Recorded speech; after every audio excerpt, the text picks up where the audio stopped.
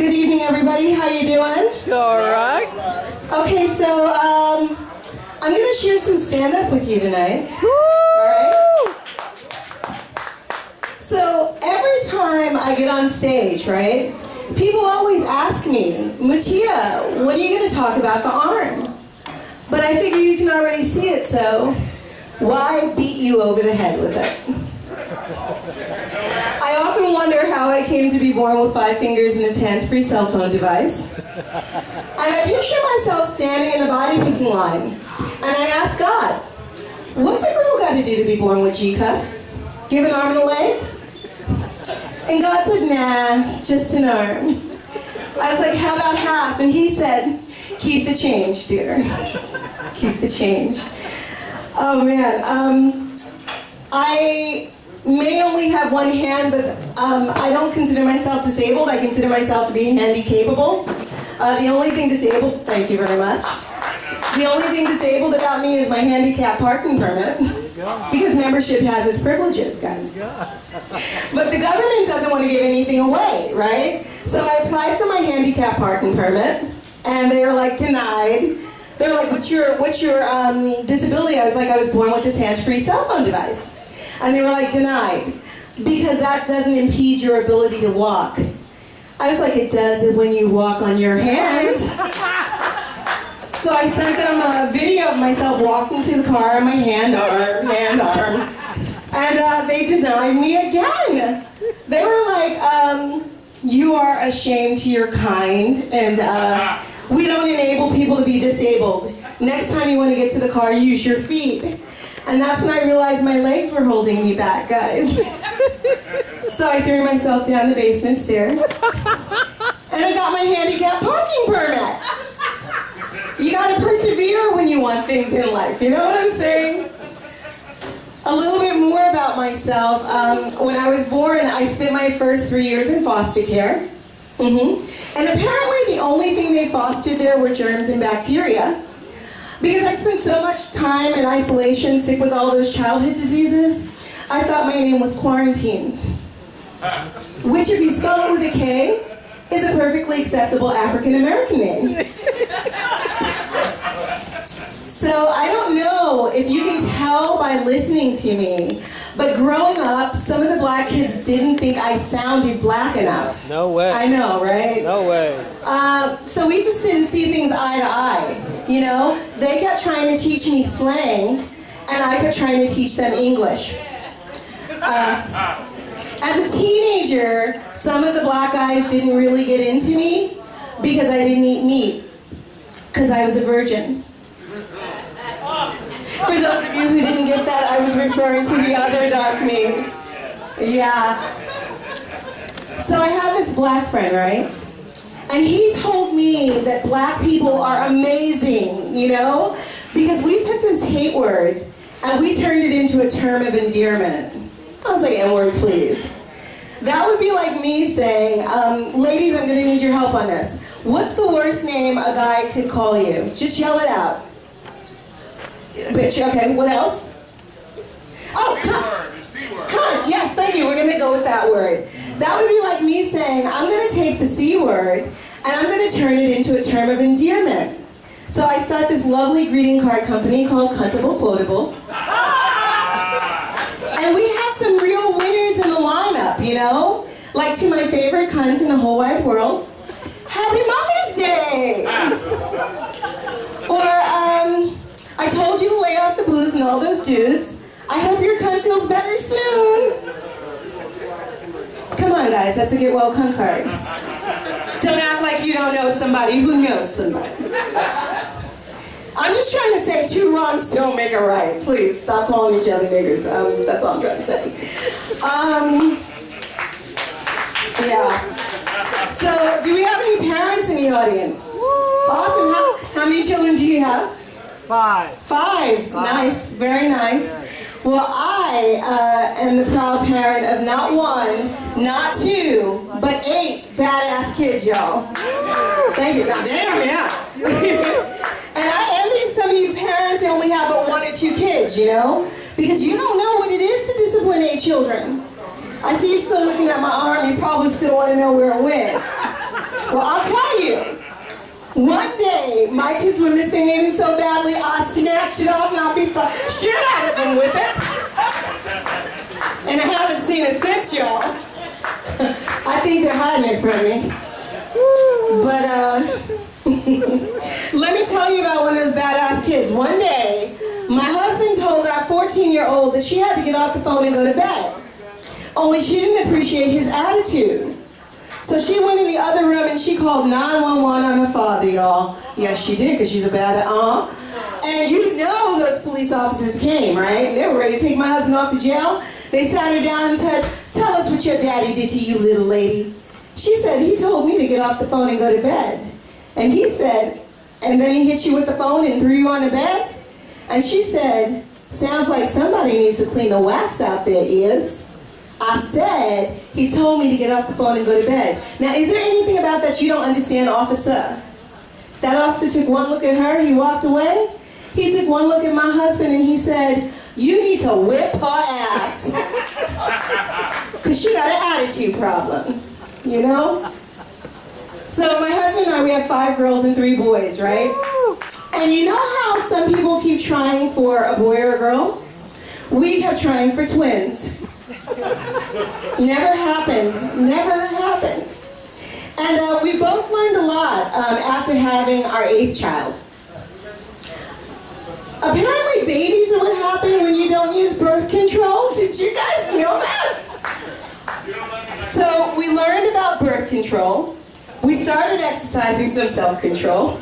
And now we only use remote controls in the bedroom. So I guess if we have any more kids, their names would be Netflix, Hulu, and Apple, which are also some perfectly acceptable African-American names. I'm lying. Apple's actually a perfectly acceptable white name. Yeah. You ever get into an argument with somebody because they don't understand what you understand they fucking need to understand?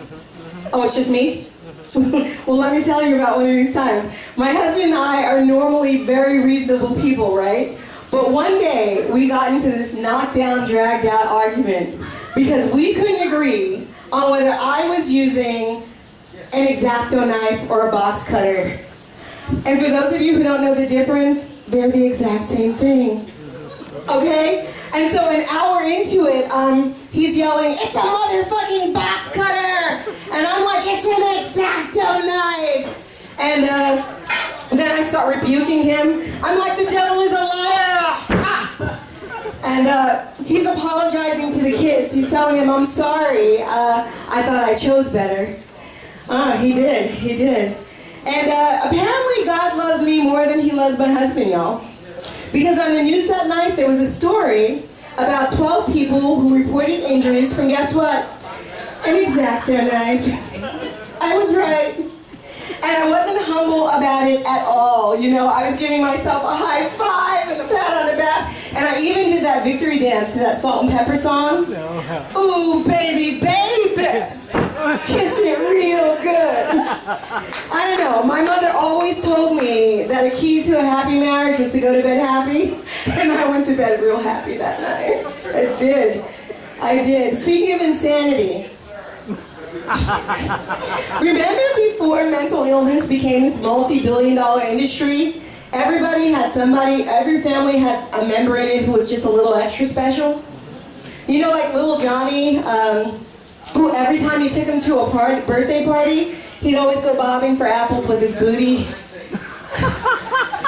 And I don't know, I believe that the world is just full of extreme thinkers. Or if you cross the line, you're just a criminal, right? So, when I think about it, schizophrenia is really a thing, really. Maybe all those voices they hear are coming from all the little people who live inside their bodies. Alzheimer's, really? They're just memory intolerant. Maybe, oh gosh, I'm just saying stop self-diagnosing each other, people, okay? Like, I heard this lady one day, she was like, "My boyfriend never listens to a word I have to say. I think he's got ADD. I was like, really? Maybe everything you have to say just doesn't interest him a lot. And suicidal people, maybe maybe suicidal people know themselves best. And deep down inside, they just know they're not supposed to be here. Okay, you guys are getting sensitive on me? Listen. I feel like I could speak on this because as a child, as a teenager, my dad killed himself and boy did I dodge a bullet. Literally, I was standing behind him when he shot himself to death and he missed. I can still hear him murmuring. Stay still, damn it, I'm gonna get me one day. Yeah, and he did. Oh gosh, jury duty. How many, clap if you hate jury duty. Yeah? I love jury duty, okay? I consider jury duty to be a non-economic form of reparations, you know? It is my opportunity to finally make my voice count and be heard, you know what I'm saying? Like for example, if I'm on jury duty and you're a white man in my courtroom on trial, you are going straight to jail, okay? You're going straight to jail. Oh, stop all that sniveling, okay? Now you know what it feels like to be black in America. And if you're a white woman on trial in my courtroom and I'm on jury duty, I'm gonna give you a fair shake. You know, I'm gonna give you a fair shake because we live in this like male-dominated world and we women have to stick together. But if you are black on trial in my courtroom, it's gonna be like Oprah handing out free cards on Christmas. You get a free pass, you get a free pass, you get a free pass, damn it. Oh man, I remember one time when I was 21, I was on jury duty, right? And it was these 6 black construction workers, and they were on trial for bullying these Italian construction sites to give them jobs.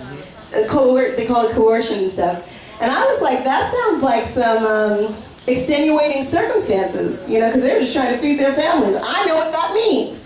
So we go back into the deliberation room, and it's 11 guilty to my 1 not guilty. I got them off. Because it was like this, guys. We went into the jury room, and names were flying. Spit was flying, names were flying, there were racial slurs, and those were just my contributions, guys. It was just me. And finally, the judge said he's not going to accept a deadlock, right? So, the jurors were like, listen, Thanksgiving's in 2 days. You know he did it. You saw the tape. I was like, listen, bitch. First you want to send black men to jail because they're trying to get a job to feed their families, and then you want to send unemployed black men to jail because they're trying to rob you to feed their families. You can't have it both ways. You know what I'm saying? So I was like, Thanksgiving's in 2 days. I don't give a flip. I don't celebrate Thanksgiving. My grandfather was a Cherokee. And I don't celebrate Christmas either, you know, so I got all the time in the world. And then he got off. I finally figured out a way where we could reduce the number of reality shows by combining them. Like, I didn't know I was pregnant and hoarding, okay? That's a story where women give birth, and they can't find where the crying is coming from. So many mounds, so little time. Another hit show would be Naked and Afraid and Dating. Okay, that's a story where women wake up naked and afraid. 52 women wake up naked and afraid, only to discover they've just been dated by Bill Cosby. Oh. I don't care what you say, that show offers endless potential for female leading roles. Am I right? And I would be remiss if I didn't talk about Jared. You guys all heard about Jared Fogle, that Subway pedophile? Yeah. Well, at least now we know how Jared really kept all that weight off, huh? He ate fresh. And I heard he got 15 years. Good for him, right? And I would just really love to be a fly on the wall. Well, he tries to convince his judgmental fellow inmates that he's not really a pedophile. And they try to reassure his ass that they're not really rapists.